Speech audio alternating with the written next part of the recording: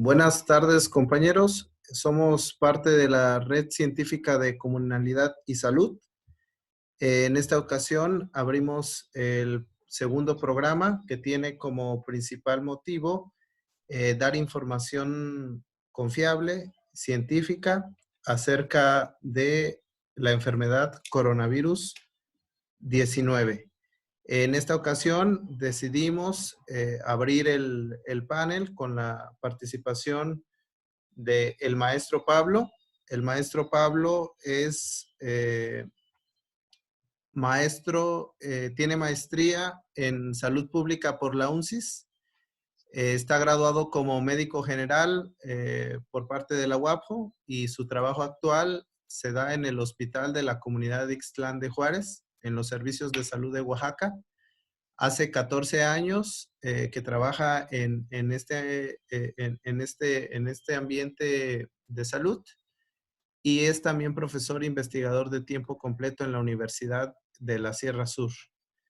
Entonces, lo que tenemos en estos momentos como parte del programa es dar una referencia exactamente al tema del COVID desde una visión de tratamiento, pero también de emergencia y de apoyo.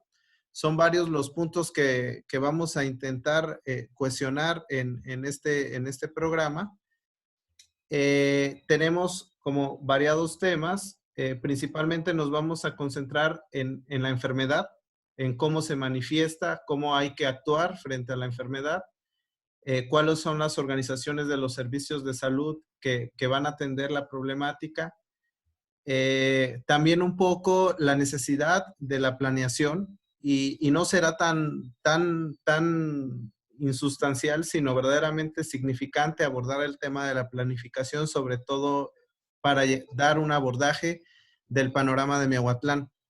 También nos acompaña el doctor Hugo Juanillo. Él va a intentar cuestionar la experiencia de planificación chilena con lo que sucede aquí en Oaxaca para darnos recomendaciones acerca de cómo afrontar la pandemia. Es de principal importancia de todos estos análisis que estamos haciendo, la participación que tenemos en este programa con el maestro Pablo, porque él verdaderamente está de cerca al tema del tratamiento de los enfermos, donde en la Sierra Norte ya hay un caso confirmado. Y entonces él nos va a ir dando varios elementos para entender mucho mejor cómo accionar y cómo dar respuesta al tema de la enfermedad. Entonces, buenas tardes, Pablo, ¿me escuchas bien? Claro que sí. Buenas tardes, compañeros, Rodolfo, doctor Juanillo. Pues muchísimas gracias por la invitación. Y efectivamente quisiéramos dar un poco de información respecto a toda esta problemática y que resulta bastante interesante cómo se ha desarrollado, cuáles son las características y qué es lo mínimo necesario que debería conocer la población para evitar esta pandemia y obviamente evitar los casos de enfermedad en nuestras familias, ¿no? Entonces, la información que debiéramos recibir como público en general debe ser información verdadera, científica y de alguna manera detallada para conocer específicamente qué es lo que va a pasar, ¿no? Entonces, para iniciar, a mí me gustaría explicar qué es un proceso infeccioso respiratorio, que es la principal característica de esta pandemia, ¿no? Sabemos o hemos escuchado en noticias, comentarios, redes sociales, que es un cuadro caracterizado por procesos infecciosos de la vía respiratoria. Ese es un cuadro de infección respiratoria. Estos cuadros tienen origen etiológico, es decir, son causados por diferentes agentes. La mayoría, en una gran proporción, son de origen viral, dentro de los cuales se encuentra coronavirus, ¿no? Que es un agente etiológico nuevo, pero puede ser también de origen bacteriano o incluso de origen parasitario. El que nos interesa en este momento es el coronavirus, el nuevo coronavirus descubierto en el 2019 y que permite nombrarlo de esa manera. El coronavirus es un tipo de virus que pertenece a una familia que ya ha existido desde hace muchísimo tiempo, ya fue descrito, pero que produce en algunos cuadros en individuos, cuadros neumónicos o cuadros respiratorios. Sin embargo, este nuevo es un coronavirus que había sido descubierto generalmente en animales, pero que no producía de alguna manera patología en humanos. De alguna manera algo pasó, algo mutó y ahora sí ocasiona un cuadro respiratorio en individuos que han tenido contacto al virus, ¿no? Entonces, eso es lo que nos ocupa en este momento.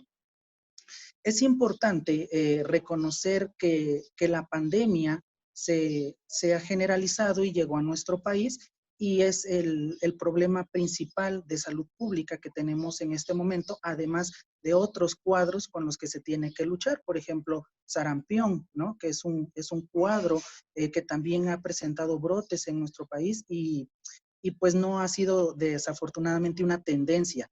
Entonces, es importante reconocer y saber cuáles son los mecanismos que se han implementado en nuestro país por parte del gobierno federal, la Secretaría de Salubridad y el Consejo General de Salubridad para mantener esta pandemia dentro de los límites que el país pueda soportar.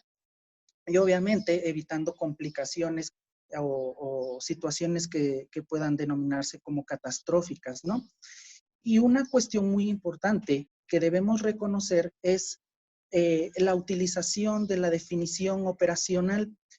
Esta definición operacional es un mecanismo que se crea en cada enfermedad que cumple o describe ciertas características sintomatológicas o signológicas que presentan los pacientes o los individuos que pudieran estar infectados. Esa es una definición operacional. Tenemos varias definiciones operacionales para H1N1, varicela, sarampión, rubiola y en este caso también para COVID-19, ¿no? La definición operacional es muy útil para los médicos, sobre todo para sospechar si un paciente que tenga los datos clínicos que maneja la definición operacional pueda o no estar contagiado o presentar la enfermedad. Esa es la utilidad práctica de la definición operacional. Esta definición ha cambiado con el tiempo. Lo comentaba la doctora Lupita en la sesión anterior, que uno de los puntos principales a considerar en los individuos es que hubieran sido individuos que hayan viajado a un país o tenido contacto con algún paciente infectado o en una zona endémica, en una zona que tuviera los casos. En este momento, la definición operacional cambió y prácticamente es una herramienta que nos facilita, pero al mismo tiempo también nos dificulta el trabajo. ¿Por qué? Porque la definición operacional es muy amplia. Fíjense bien, la definición operacional en este momento nos indica que cualquier persona que tenga tos, fiebre por al menos 7 días, cefalea, puede ser un paciente sospechoso. Sin embargo, cualquier cuadro respiratorio presenta estos síntomas, ¿no? Ya no nos dicen, ¿estuviste en contacto con un paciente con coronavirus? Ya no nos lo preguntan. ¿Fuiste a China? ¿Fuiste a Italia? ¿Fuiste a España? No, ya no nos lo preguntan. Sin embargo, entonces, esto nos complica un poquito la situación en la práctica clínica porque prácticamente todo es un cuadro sospechoso de coronavirus, ¿no?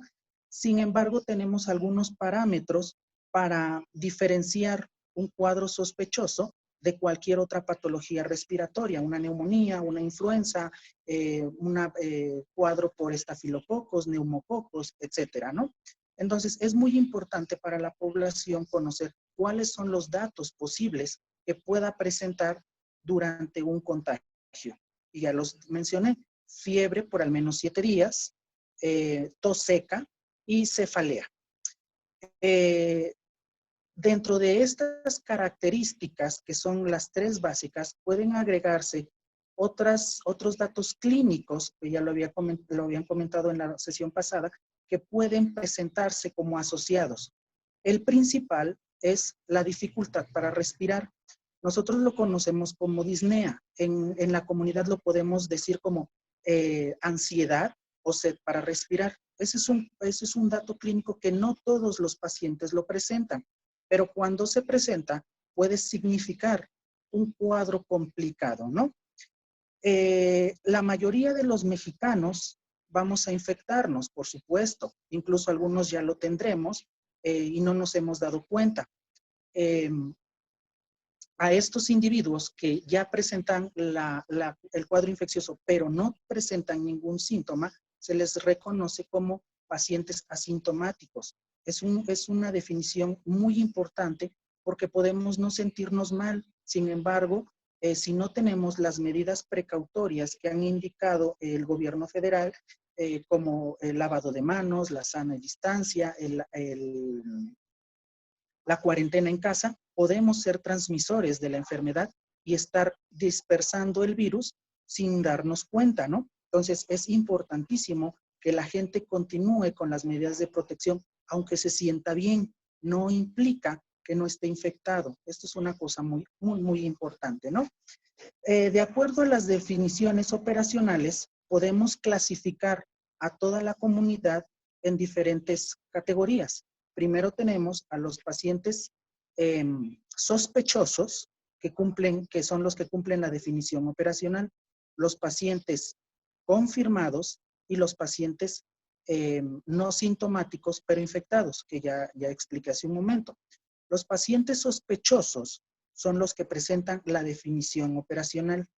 Los pacientes confirmados son los que cubren la definición operacional, pero además se les realizó una prueba confirmatoria y nos dice el laboratorio que sí, efectivamente, es un paciente infectado con COVID-19. Ese es un paciente confirmado. De los pacientes sospechosos y los pacientes confirmados, aún así tenemos una subclasificación. Tenemos a los pacientes sospechosos con características biológicas o características patológicas que puedan hacer un cuadro complicado.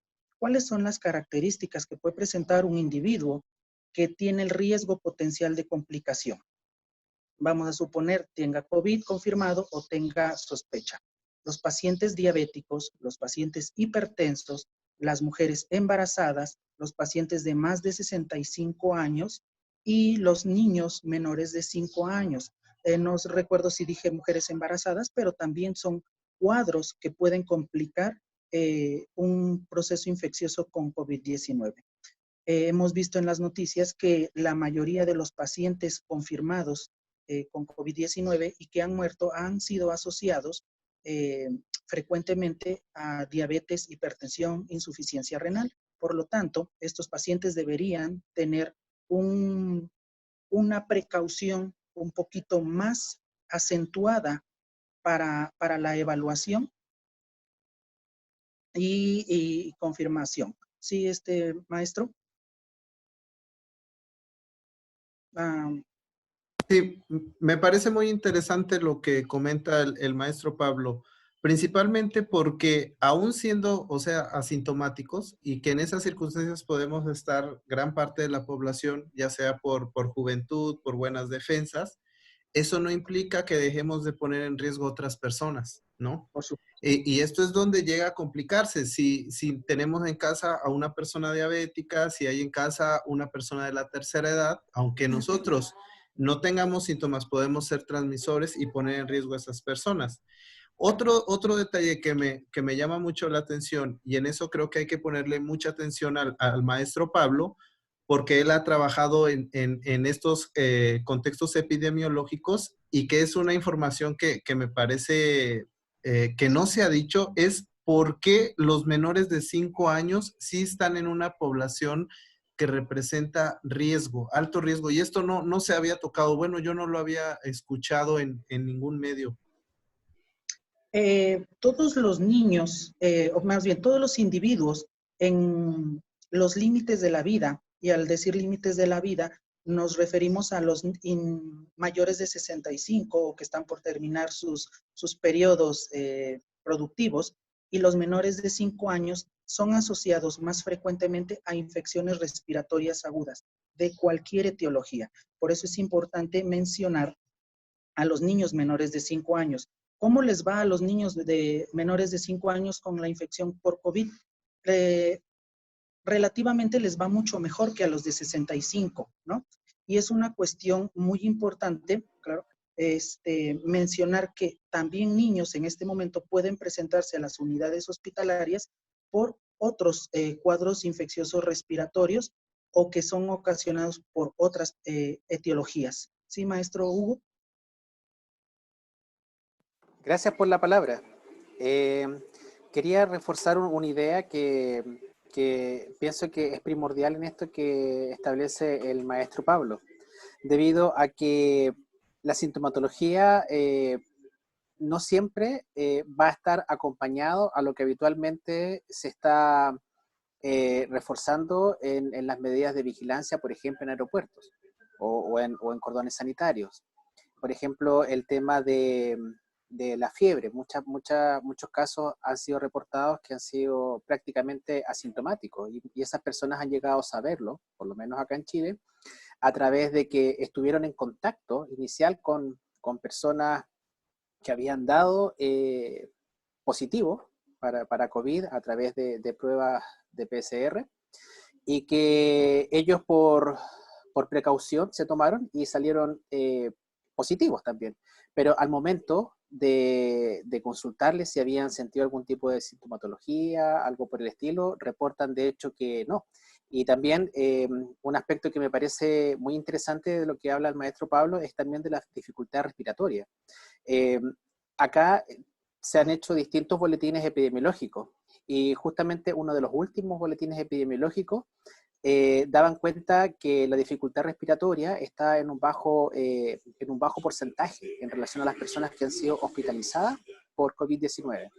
Dentro de los síntomas que son más prevalentes en este tipo de personas está la tos seca, en un 73% aproximadamente, está la fiebre, le sigue la fiebre como un 69% más o menos, y el dolor muscular, que también se puede conocer como mialgia, que está cerca como de la mitad de las personas.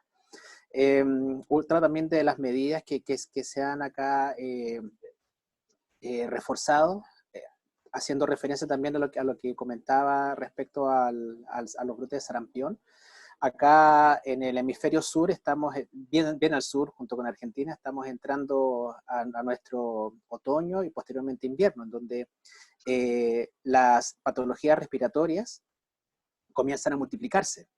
Y como bien comentaba perfectamente, un resfrío común puede ser acompañado, por ejemplo, con dolor muscular, puede estar acompañado, por ejemplo, por tos, y no necesariamente por el COVID-19. Entonces, de alguna forma,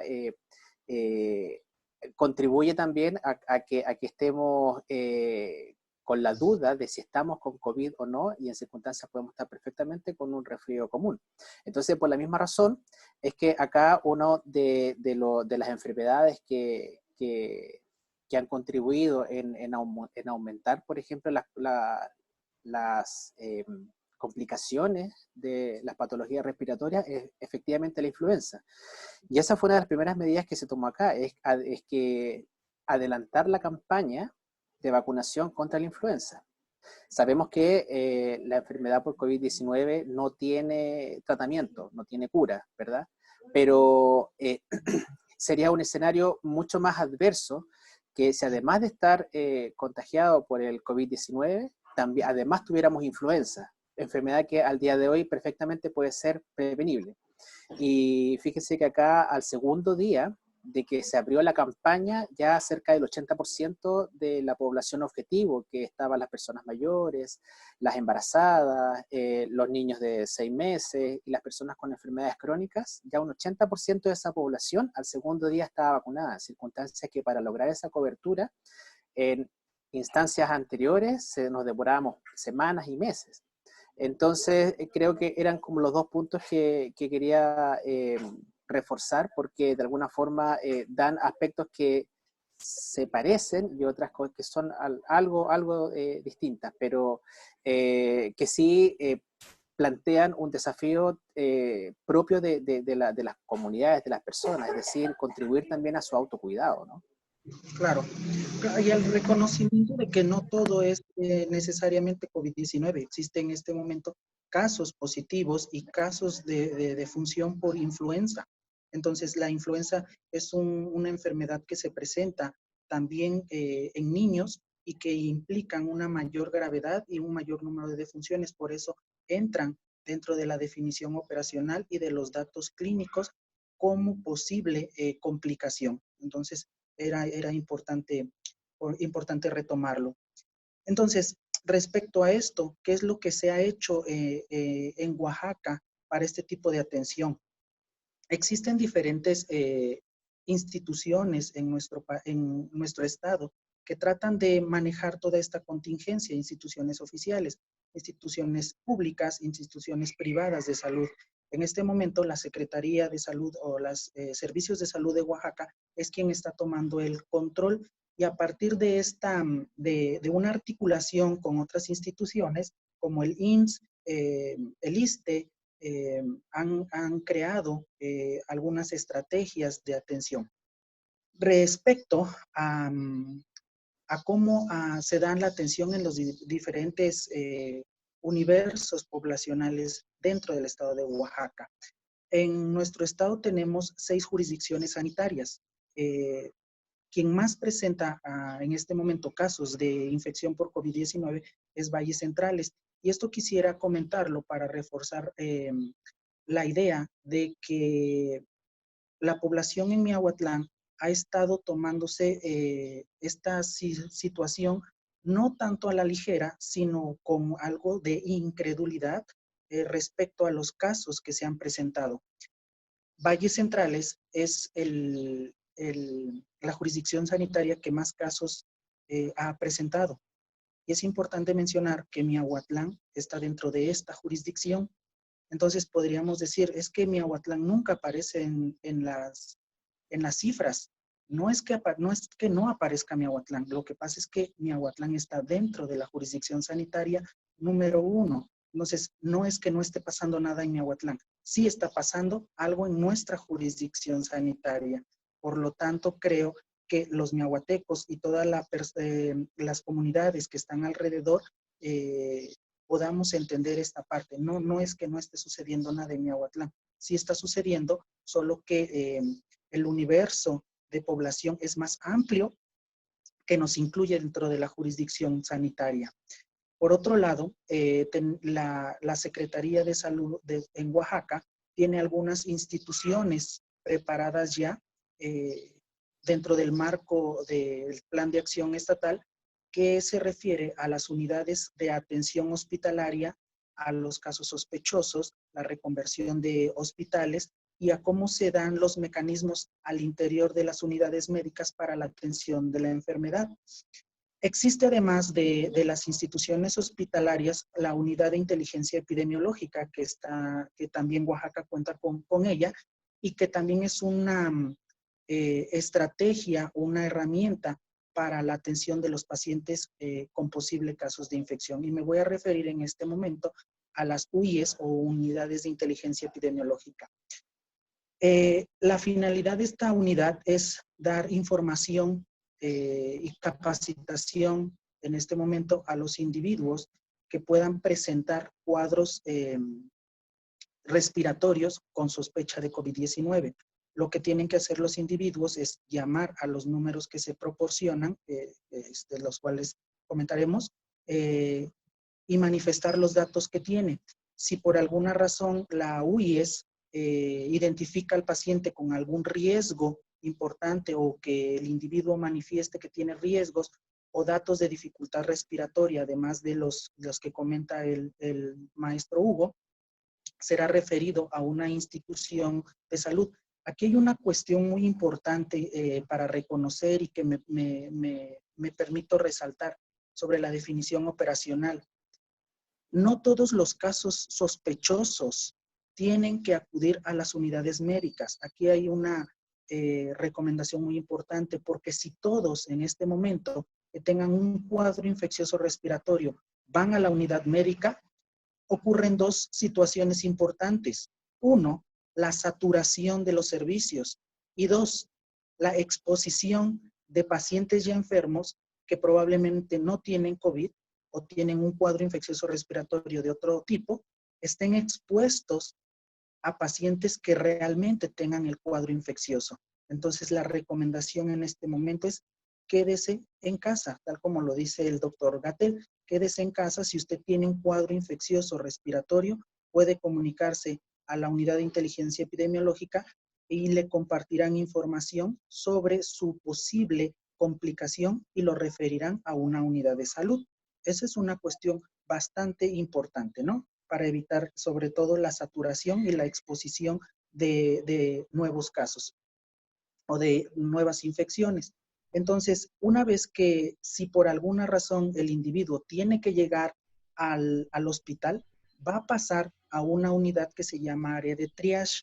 El triage es específicamente para la atención de los cuadros respiratorios. Aquí es una cuestión importante. Cuadros respiratorios. Es importante no mencionar la palabra COVID-19 porque entonces tenemos una idea de generalización. ¿Todos los que llegan ahí tienen COVID? No, no todos tienen COVID. Todos tienen un cuadro infeccioso respiratorio. Entonces, quien esté a cargo del área de triage va a definir si entra dentro de la definición operacional y va a tratar de evaluar el cuadro clínico para descartar cualquier otra condición que entre dentro de los criterios diagnósticos como enfermedad pulmonar obstructiva crónica, asma, enfisema, una neumonía adquirida en la comunidad por bacterias, etc. Y aquí el mecanismo de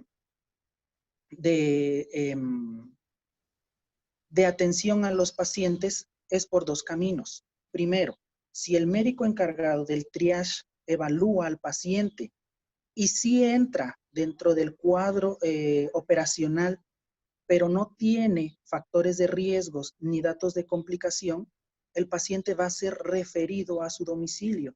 Debe cumplir con los requisitos del aislamiento domiciliario. Es importantísimo que las personas reconozcan esto, porque van a empezar a haber problemas de que no me atendieron, no me dieron medicamentos, no me dieron una receta, simplemente porque no existe un tratamiento específico para esta enfermedad, solamente las medidas generales que son paracetamol en caso de fiebre y sobre todo aislamiento dentro de la casa, sobre todo para evitar contagios dentro del domicilio. Entonces, más adelante les voy a dar algunas recomendaciones que tienen a seguir los pacientes que tengan un cuadro respiratorio ya instaurado o que lo vayan a tener, que hayan ido al centro de salud o no hayan ido y prefieran mantenerse en casa. El segundo paso que se tiene que hacer para la atención de estos pacientes es diagnosticar si efectivamente el paciente tiene una posible dato de complicación como si es diabético o es hipertenso o es obeso o tiene más de 65 años. Si el paciente reúne estos criterios más la definición operacional, pero no tiene criterios médicos para mantenerse dentro del área hospitalaria, el paciente tiene que aislarse en su casa, ¿sí? Bueno, entonces alguien me podría preguntar, pues sí, pero yo soy diabético y en cualquier momento me puedo complicar. Sí, es entendible, pero lo que queremos evitar o lo que se quiere evitar en este momento es exponer aún más al paciente, sobre todo porque no tenemos la certeza si es COVID-19 o cualquier otra etiología viral. Entonces, este paciente tiene que ser referido a su domicilio, ¿sí? Esto también es una cuestión importantísima. No todos los diabéticos hipertensos con infección respiratoria tienen que quedar hospitalizados. No, se van a su domicilio con la condición de que tienen que ser reevaluados a las 24, 48 y 72 horas con la finalidad de vigilar la evolución del paciente. Si el paciente presenta durante esas reevaluaciones algún dato de complicación, bueno, entonces sí será posible su aceptación previa valoración como ingreso hospitalario. Entonces, esta información creo que permite a la población tener un poquito más de claridad sobre lo que le van a decir y por qué se lo están diciendo. Si dicen, mi paciente se regresó a mi casa y no le hicieron nada, sí, así es, ese es el mecanismo, eso es lo indicado.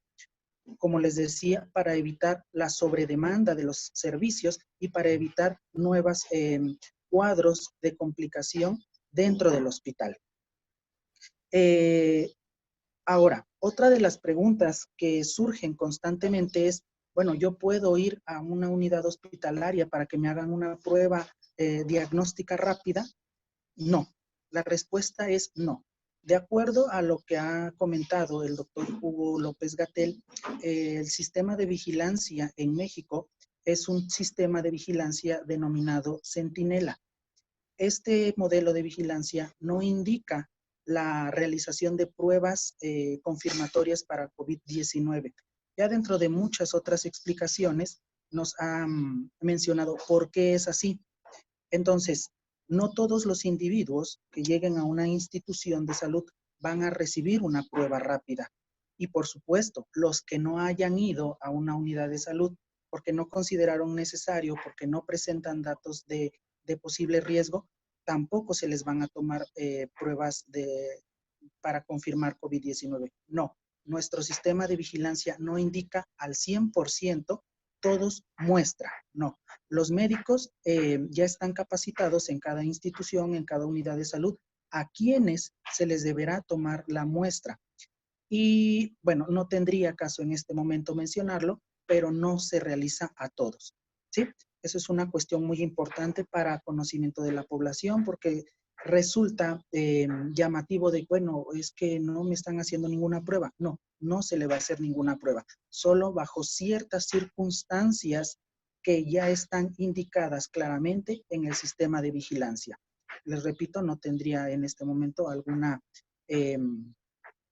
importancia mencionar cuáles son esos indicadores porque el paciente será informado en el momento en que se le requiera para la toma de la muestra. Por otro lado, ¿qué es lo que puede hacer un paciente que tiene síntomas respiratorios? Bueno, ya había comentado que lo principal es el aislamiento dentro de su domicilio. Si el paciente es diabético, hipertenso, puede solicitar una atención en el centro de salud. Y vamos a suponer que finalmente es enviado a su casa. ¿Qué medidas debería tener o debería tomar dentro de su casa? Pues estas medidas son muy importantes porque dentro de la casa tenemos contacto con familiares, con niños, con abuelitos, etcétera. Por lo tanto, es muy importante mencionar cuáles son las características a tomar en cuenta para el aislamiento domiciliario. Primero, el paciente debe permanecer tranquilo, debe tener cierta actitud de, de resguardo, tranquilidad para tratar de mejorar el estado de ánimo y la enfermedad tenga una respuesta adecuada por una mejora en el estado inmunológico. Pero el paciente debe permanecer aislado dentro de una habitación, de preferencia debe tener su propio baño. Si no lo tuviera, debe tocar lo mínimo posible e inmediatamente limpiar con solución clorada las superficies que haya tenido.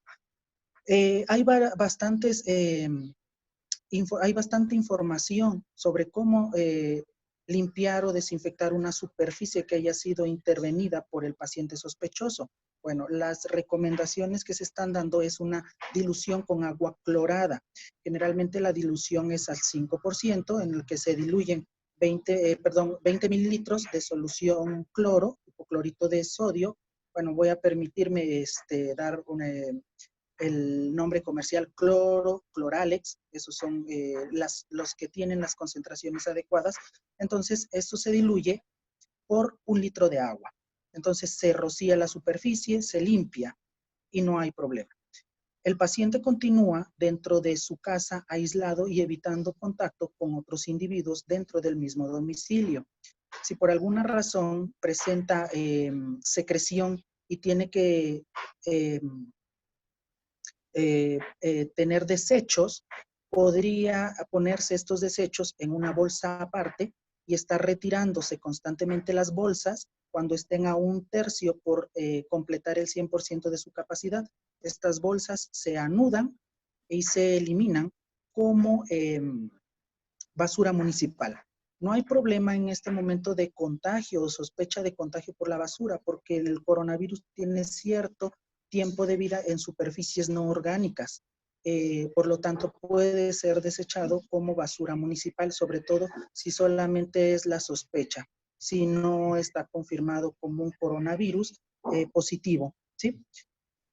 El paciente debe vigilar estrictamente su patrón respiratorio.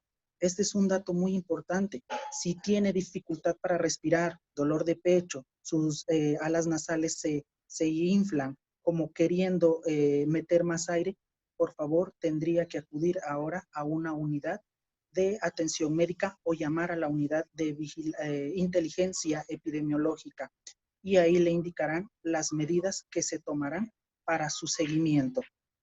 ¿Sí? Esa es en general las medidas que se deben tomar en casa y las medidas que está tomando la institución pública para la atención de estos pacientes. Entonces, resumiendo, me gustaría comentar que las medidas implementadas de aislamiento social, la sana distancia, son dos de las cuestiones más importantes para la contención de la enfermedad, ¿sí? Estas dos medidas son vitales tomando en cuenta el mecanismo de transmisión de la enfermedad. Lo decían ya en las conferencias de las 7 de la noche en Red Nacional, que los cuadros respiratorios se contagian por la secreción de saliva, estornudos que tenemos al hablar o estornudar o toser. Por lo tanto, el mecanismo más importante de prevención es el mantenimiento de la sana distancia, el lavado de manos y el aislamiento domiciliario. ¿Sí? No sé si quieran resolver alguna pregunta o hacer alguna intervención. Sí, básicamente me gustaría hacer énfasis en dos puntos para continuar con la intervención del doctor Hugo, que es sumamente importante lo que nos comenta el maestro Pablo, porque solo de esta forma logramos comprender la dinámica de atención a casos y que es súper necesario en el contexto que se está visualizando y la importancia de transmitir el número telefónico de de las unidades de inteligencia, que son las unidades de atención o las conocidas UIEs, que son las que están atendiendo estos casos. Entonces, ya vemos que el cuadro que presenta en este sentido, o la estrategia que se está siguiendo por parte de la Secretaría de Salud, es buscar que los contagios las transmisiones no continúen, no se amplíen, y que se va a ir resolviendo el tema desde la atención domiciliaria. Aquí es donde entra también la otra cuestión, en lugares donde no se está siguiendo la estrategia, donde no se están respetando también las medidas, o sea, es ahí en esos lugares donde se pueden llegar a presentar colapsos, ¿no? O panoramas que pueden empezar a ser mucho más crudos en ese sentido. ¿Por qué? Porque no se siguieron las medidas de contención. Esto es importante, lo que decía el maestro Pablo, sí está pasando. No es que no esté pasando, en nuestra jurisdicción sanitaria sí está pasando y Miahuatlán sí está en una situación de riesgo porque es la jurisdicción que está presentando más casos. Entonces, frente a estos contextos, lo que sigue es la necesidad de empezar a plantear este orden planificado también frente a un escenario, ¿no? En el cual las medidas no fueron respetadas y se tiene ya una crisis sanitaria en el territorio. Aquí es donde pediría al doctor Hugo su intervención, que nos apoye en hacer énfasis en esta necesidad de la gestión comunitaria y que busque hacer un análisis crítico de las circunstancias de respuesta en México ante los avances del COVID-19. Doctor Hugo, los escuchamos. Gracias, Rodolfo. Bueno, yo creo que dentro de las grandes conclusiones que podemos sacar tras la intervención del maestro Pablo es evitar los posibles nuevos casos, ¿no? Las nuevas personas que puedan estar con el COVID-19, principalmente debido a que probablemente la infraestructura no dé para contener la situación cuando los casos se empiezan a desbordar, cuando también existan, pensando en la geografía que tiene Oaxaca, personas que estén en territorios que estén muy aislados de estos centros que brinden atención. Por tanto, creo que una de las cuestiones más pertinentes en este momento es enfatizar a aspectos de prevención comunitaria y apelar principalmente a la toma de conciencia y a la solidaridad.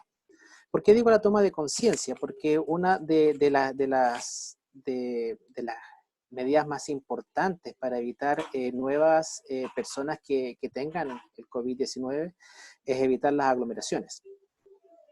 Y principalmente porque en este tema de evitar las aglomeraciones creo que se pueden hacer grandes, pequeñas cosas para evitarlas, tanto desde los mismos servicios como también de las mismas personas. Ya hablamos en extenso a través del mensaje del doctor Pablo con respecto a no saturar a los servicios que probablemente van a requerir que atiendan a personas que sí realmente están complicados, ¿verdad? Sin considerar también que lo que ha ocurrido en otras latitudes, en donde el personal de salud también se ha visto comprometido a raíz de la enfermedad, producto de que esta misma especulación que conlleva el hecho de la desinformación. Una de las primeras cuestiones que develó es que rápidamente empezaron a escasear insumos de primera necesidad en contextos hospitalarios, como por ejemplo las mascarillas. Las mascarillas fueron uno de los primeros productos que se agotaron a nivel mundial, y eso también conllevó a una especie de mercado negro, a partir del precio que fueron alcanzando a raíz de esta misma especulación. Posteriormente vinieron aspectos de alcohol gel. Entonces, por ejemplo, una de las medidas que se tomaron acá y que yo creo que fueron muy importantes, porque no vino del mundo público, sino que vino del mundo privado, fue de evitar el acaparamiento. Entonces, en lugares donde se venden estos productos, supermercados, distintos tipos de tiendas, se delimitó el número de productos que las personas pueden llevar. Por ejemplo, el cloro. Ya recién acabamos de ver que uno de los desinfectantes de bajo costo y de una comprobada eficacia es el cloro, e incluso se puede usar a las concentraciones bajas, ocupando pequeñas cantidades de cloro diluidas, permite limpiar superficies en donde el COVID puede estar presente. Uno de estos materiales, por ejemplo, no podían exceder de una cantidad de 6, 7, 8, en circunstancias que en distintas empresas se limitó el número de litros de cloro que uno pudiera comprar. Y eso se vio durante los primeros días en que se empezó a extender la pandemia acá, que la gente se veía con carros de supermercados, pero así repletos de cloro, repletos de alcohol gel. Entonces, apelar por una parte a la solidaridad de las personas de no acaparar insumos que pueden servir a la distinta gama de distintos usuarios, y además también de la empresa privada de ir limitándolo. Otro también de los aspectos para ir limitando esta exposición ante las aglomeraciones es lo que se da, por ejemplo, en los servicios, cuando se deben entregar fármacos a personas crónicas. ¿Ya? Sabemos que por lo general a final de mes muchas personas necesitan sacar sus medicamentos para poder, para tener compensada enfermedades como diabetes, hipertensión arterial, entre otras, en circunstancias que desde los mismos servicios se pudieran plantear estrategias para evitar que las personas vayan de una sola vez a buscar todos sus medicamentos, y finalmente lo que más queremos evitar es lo que mismo está propiciando los servicios que están entregando salud. Entonces, ahí perfectamente los modelos de gestión hoy en día son primordiales para poder evitar ese tipo de aglomeración de personas. Otro aspecto también que consideramos importante son los confinamientos en domicilio, principalmente en aquellas personas que pueden cumplirlo y si no, activar la red más próxima para poder quedarse en lugares en donde puedan tener el espacio. Somos conscientes también de que hay familias, principalmente en aquellas que son más vulnerables, que están viviendo y coexistiendo 8 integrantes en 40 metros cuadrados, 50 metros cuadrados. Entonces, ¿cómo a la población se le insta al confinamiento en circunstancias que eso prácticamente conlleva a relaciones imposibles en esos contextos? Por eso, en este minuto,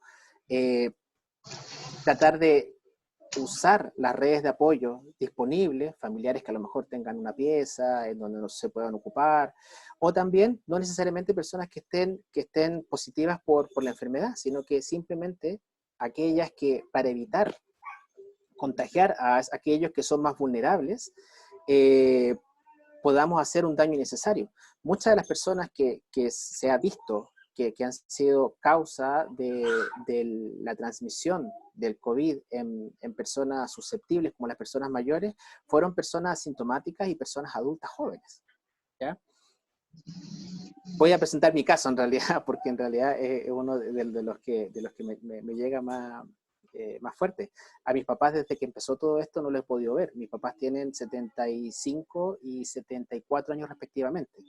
Y cada vez que los voy a ver es principalmente para hacerle las compras y ocupamos mucho videollamada. Entonces se acabaron las tardes de almuerzo de los días domingos cuando nosotros nos visitábamos, porque creo que esa es una de las medidas que prácticamente no cuesta dinero, sino que es un costo emocional, pero lógicamente que a largo plazo. Fíjense también que es sumamente importante también la participación y la conciencia de los líderes de opinión, en especial los líderes religiosos. Nosotros tenemos acá libertad de culto, entonces coexisten distintas religiones. Y una de aquellas en que ha existido mayor polémica son aquellas relacionadas con la religión evangélica. En circunstancias que ellos han realizado reuniones religiosas en municipios en donde no se ha decretado cuarentena. Entonces, de alguna forma, hacen un desvío administrativo de todo lo que son las medidas ya más políticas para evitar la propagación de la enfermedad. Entonces, en ese sentido, creo que es indispensable el esfuerzo de todos. Con respecto a la segunda parte, quizás voy a ser muy breve porque aquí se ha hablado bastante del caso mexicano, pero principalmente lo que aquí más importa es lo que pasa acá en Miahuatlán, ¿no? Eso yo creo que es el foco que nosotros de algún modo nos instó a reunirnos. Pero desde acá se sigue bastante cerca y continuo qué está pasando con México por la cercanía con Estados Unidos, un país que se desbordó la enfermedad y que principalmente ha dejado en tela de juicio toda la seguridad en los sistemas, en los servicios de salud que declaraba tener. O sea, prácticamente nunca me lo hubiera imaginado que en plena Nueva York existieran fosas comunes para las personas fallecidas. Entonces, esa es una realidad muy cruda. Entonces, la gente cuando acá escucha, muchas veces desconocen, por la lejanía también territorial, es la tremenda conexión que tiene Estados Unidos con México, principalmente por las personas que de México han ido a trabajar para allá, las colaboraciones continuas que existen. Entonces, para nosotros es sumamente importante que todas las medidas que se están llevando a través de las estrategias que se han llevado adelante a través del Ministerio de Salud allá en México, de alguna forma se cumplan. Y también hemos visto muy de cerca el nivel de adherencia que tiene López en la ciudadanía. Entonces, eso habla de un liderazgo que en esta circunstancia se necesita. Y también se necesita que existan instancias que nos ayuden a dialogar, más que a pelearnos en términos políticos. Entonces, esto creo que es una lucha que se debe dar a todo momento. Solamente por finalizar, que se me ocurrió justamente ahora que acabamos de terminar Semana Santa. Fueron muchas las personas que desconocieron la indicación de no salir a otras ciudades que tienen costa en Chile y que tienen menos casos reportados por ir a pasar el fin de semana largo. Acá no es una semana que tenemos libre por Semana Santa, sino que son el viernes y el sábado y el domingo. No es tampoco tan extendido, pero aún así, cerca de 41.000 vehículos salieron de la región metropolitana, que es una región que es la capitalina y es donde se concentra la mayor cantidad de contagios. Entonces, imagínense toda esa población de personas yéndose a lugares que tienen menor número de casos. Se dio hasta un caso grotesco, que personas de mucho dinero ocuparon sus helicópteros para poder salir desde la capital hacia los lugares que tienen costa. Entonces, ahí de alguna forma nos da a entender que en estos momentos de crisis a veces es donde sale a relucir lo peor del ser humano y de lo que es la prepotencia que implica tener poder económico en países tan neoliberales como el nuestro. Eso es lo que pudiera compartir Rodolfo.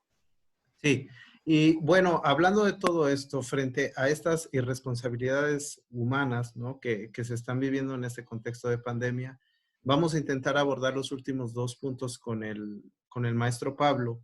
Él de cerca a su trabajo en Ixtlán de Juárez, donde vivimos una respuesta social muy diferente a la que se está dando, por ejemplo, aquí en Sierra Sur, donde hay un contexto de comunalidad y donde se está intentando resolver el tema desde esta comunitariedad, como se le conoce, desde esta responsabilidad social, frente a un escenario de colapso. ¿Qué está haciendo Ixtlán? Y qué es diferente a lo que está sucediendo en el panorama de Miahuatlán.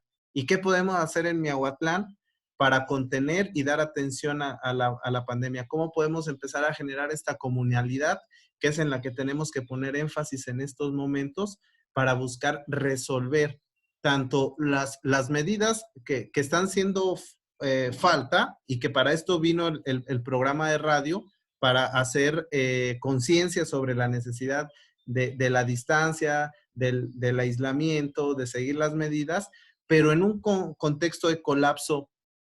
¿Qué haremos los miahuatecos? ¿Qué haremos nosotros? ¿O cómo podemos hacerle, maestro Pablo, para intentar ir poniendo sobre la mesa ya una estrategia de planificación social frente a la pandemia?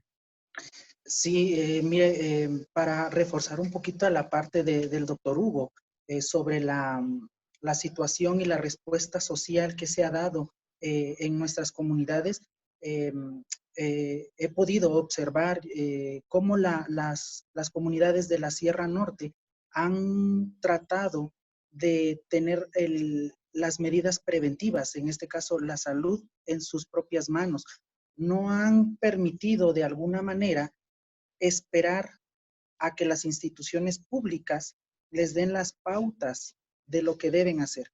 Ellos de alguna manera han organizado una red de apoyo entre los diferentes municipios del distrito y algunas otras instituciones de carácter federal, como es el Instituto Nacional de Pueblos Indígenas, que, que se ha dado a la tarea de también dar algunas recomendaciones y desviar la mirada a esta población que tiene doble riesgo, ¿no? Porque al ser indígenas ya de por sí es un riesgo. Ahora, no tener acceso a la información es un doble riesgo, y no tener acceso a los servicios sanitarios pues aumenta todavía más esta situación. Entonces las comunidades de la sierra de Ixtlán han elaborado algunos planes de contención. Uno de los más aparatosos y que a veces resultan un poquito molestos para otro tipo de población que trata de acceder a estas comunidades es la cuarentena y la restricción de acceso a individuos que no pertenecen a la comunidad. Es decir, cerraron sus caminos, cerraron todas las vías de comunicación, o al menos fueron un poco más estrictos respecto a quién entraba a su comunidad, teniendo en cuenta de que son pueblos que resultan ser turísticos y de carácter de interés para que acudan algunas personas a descansar durante la Semana Santa, o por ser pueblos mágicos considerados así en México, y visitarlos. Entonces las comunidades dijeron, no, no entran. Y si llegaran a entrar, necesitamos una evaluación médica certificada para poder permitir su acceso a la comunidad. Sin embargo, recordemos que existen pacientes no sintomáticos, pero sí con la infección, y pueden transmitir el proceso. Entonces aquí hubo un poquito de pérdida de control respecto a estos pacientes y permitieron la entrada. Entonces ellos mismos vieron que empezó a llegar mucha gente de grandes ciudades que pertenecen a la comunidad, e informaron por redes sociales que se mantuvieran dentro de sus casas en las grandes ciudades, porque los pueblos no iban a permitir la entrada a la comunidad, lo que nos pareció un poquito intransigente y como parte de violación a los derechos de tránsito de los individuos. Sin embargo, ellos mismos resolvieron el problema. ¿Cuál fue la solución que propusieron? Establecieron áreas de aislamiento voluntario, es decir, todos los municipios tienen una cancha de básquetbol techada o auditorios, y dijeron, bueno, estas personas, si quieren permanecer en nuestra comunidad porque vienen a ver a sus familias, deben estar al menos 14 días aislados en estas áreas, ¿sí? Eso contribuiría a reducir de alguna manera el mecanismo de transmisión y la presencia de nuevos casos. La cosa es que me pareció bastante inteligente de parte de la comunidad. Fue algo que ellos mismos elaboraron. Nadie al menos de mi hospital, fue y dijo, hagan esto. No, ellos solos lo establecieron. Establecieron mecanismos para dotar de alimentos a estos individuos que fueron aislados voluntariamente. Dentro de las estrategias principales. Por otro lado, es necesario reconocer que la mayor parte de la población de la Sierra Norte es indígena, o se reconoce como indígena, y utilizan como lengua principal la lengua materna. Entonces empezaron a transmitir blogs en radio, en lengua materna, sobre todo hablando de los mecanismos de transmisión de COVID. Esto en conjunción con el Instituto Nacional de los Pueblos Indígenas, que se prestó a la traducción de los diálogos o de los comentarios en lengua materna, sobre todo zapoteco, de la variante no recuerdo en este momento, sin embargo hay muchas otras variantes del zapoteco en Ixtlán. Afortunadamente son relativamente entendibles, y se está haciendo nuevos intentos por hacer traducciones a cada variante. Se hicieron algunas redes de apoyo para la dispersión de alimentos, recolección de medicamentos, y esta parte me parece también muy interesante con lo que comentó el doctor Hugo. No estamos volteando de cierta manera, no estamos previendo qué va a pasar con los pacientes crónico-degenerativos que no pueden acceder a los servicios sanitarios en este momento.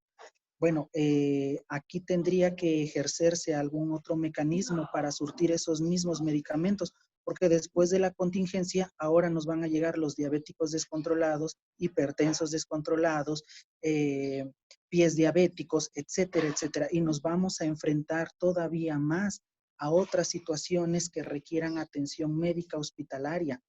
Y hay que considerar que la curva pandémica que se pretende es alargarla. Por lo tanto, tendremos todavía casos de COVID-19 por junio, octubre, más los casos de los pacientes que no están siendo tratados y que son diagnosticados como enfermos crónicos. Entonces, sí se tiene que generar otra estrategia. Eso como parte para enriquecer la experiencia de las comunidades de la Sierra Norte y el distrito de Ixtlán.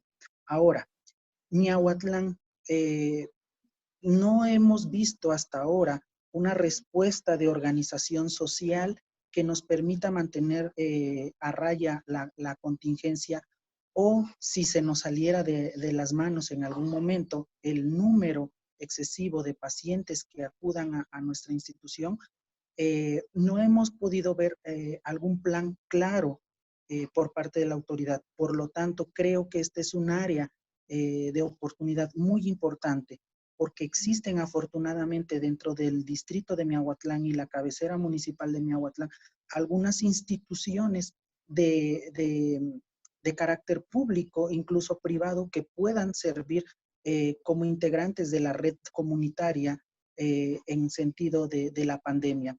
Tal es el caso de Sedena, que tiene una base militar aquí en Miahuatlán. En el caso de Sedena, nosotros hemos visto que han instaurado en algunas áreas del país algunas unidades de aislamiento voluntario. Creo que en algún momento podría también establecerse esa conexión con Sedena e implementar este tipo de aislamiento en sus unidades. Lo digo respecto a que el distrito y la cabecera municipal de Miahuatlán es muy grande. Solamente tenemos un hospital, que es un hospital de régimen no ordinario del IMSS, y que tiene también escasez en los recursos consumibles, camas o material reutilizable para la atención de los pacientes que pudieran presentarse con cuadros respiratorios graves. Entonces, Sedena me parece una muy buena opción para articular en esta red de apoyo comunitario. Tenemos una unidad también de Cruz Roja Mexicana que también pudiera participar en algunas estrategias. El DIF municipal, el municipio mismo y algunas instituciones privadas. Tenemos al menos 2 hospitales que pudieran también unirse a la red comunitaria. Tenemos médicos privados que, no sé, de acuerdo a sus posibilidades o disponibilidad, pudieran también unirse. Hay, yo creo, posibilidad de articulación con algunos presidentes municipales que tengan dentro de su comunidad el régimen de sistemas normativos internos que nos permitan todavía generar estrategias de prevención o contención de las infecciones. Entonces, tenemos una variedad bastante amplia de opciones para continuar. Entonces, esta parte es muy importante. Yo creo, y para cerrar ya mi participación, quisiera hacer énfasis en que las estrategias de prevención como aislamiento en casa, lavado de manos, la sana distancia, sirve para evitar generar nuevos casos y contagios en este momento de crecimiento de la curva epidémica. Podemos decir que todos los individuos en algún momento vamos a tener la enfermedad, pero la idea es no tener las infecciones al mismo tiempo, es decir, no infectarnos todos al mismo tiempo, porque eso generaría caos en nuestro sistema de salud y generaría muchísimos problemas. Por lo tanto, las medidas instauradas y recomendadas por el gobierno federal y las recomendaciones del doctor Hugo López Castel son estrictamente necesarias. Repito, no porque evitemos infectarnos, sino para evitar infectarnos al mismo tiempo, ¿sí? Entonces, otra de las conclusiones que podemos sacar es que en Miahuatlán existe mucha necesidad de protección y tenemos afortunadamente muchos mecanismos. Esa sería mi participación, pues muchas gracias. Adelante, doctor Hugo, para despedirnos. No me queda más que despedirnos, enfatizar solamente una medida que ha sido la más costo efectiva desde mediados del año 1800, que es el lavado de manos. 20 segundos con un jabón de barra, un jabón líquido, abundante espuma, y enjuague con agua. Creo que es una de las medidas, junto con la distancia social, una de las que nos pueden ayudar. Es una oportunidad única que existe hoy en día en salud pública. Por primera vez se está hablando tanto de salud pública en todos los medios. Por tanto, yo creo que esta es una tremenda oportunidad para que podamos fortalecer nuestro sistema y relevar las funciones que toda la vida hemos sabido que son fundamentales en salud en la población. Las personas que están a cargo de la limpieza en los distintos centros de salud y el personal que brinda atención sanitaria, médicos, enfermeros, nutricionistas, incluso la gente que da alimentación a aquellos que están hospitalizados. Con eso quisiera finalizar y doy las gracias por este espacio de conversación al cual fui invitado. Nada más para terminar este programa, damos gracias a Radio Soleil por el espacio que nos ha brindado para desde estas voces que son especialistas en el tema, poder dar información. Nada más para cerrar, muchas gracias al maestro Pablo Cataneo. Creo que hay que seguir haciendo énfasis en esto, ¿no? Que frente a la pandemia, frente al escenario que tenemos, se debe fomentar a nivel institucional en estos momentos un orden y un control del traslado para evitar que esto se amplíe, que esto se salga de control, buscar las formas más establecidas de evitar que se siga teniendo esa irresponsabilidad social en las medidas de contención y que teniendo un municipio como el que tenemos en Miahuatlán, que son casi 40,000 habitantes, que es un municipio grande, que es una cabecera distrital, donde hay mucha concentración de variada población, es sumamente importante que se plantee esta estrategia, esta planificación social frente a la pandemia. Entonces, muchas gracias, maestro Pablo, muchas gracias, doctor Hugo, y nos vemos para el siguiente programa, el tercer programa. Okay. Muchas gracias. Gracias. Hasta luego.